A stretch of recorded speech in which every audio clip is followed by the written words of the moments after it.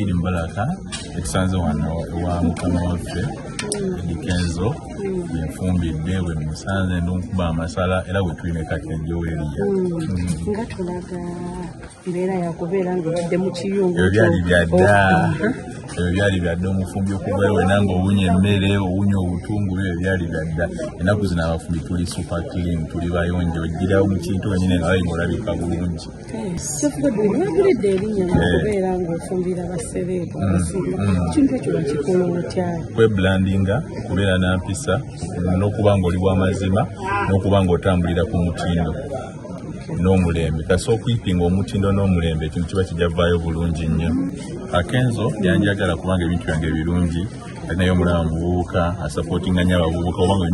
obanga oli muvubuka olina ekintu ekyokola Kenzo akuyambako nakukwatako naffe yatukwatako kampuni yaffe efumba ku mikolo natuba ku mirimu era kati faa mufumbira ku mikolo gyo gyenna okuvira ddala ku kwanjula ku krisimansi ku yidi zonna faa bafumbira Edikenzo.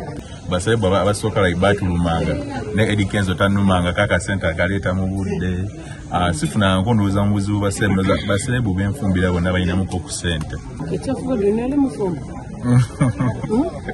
ekyo nja kiddamu olulala kale senga kibanga olina omuntu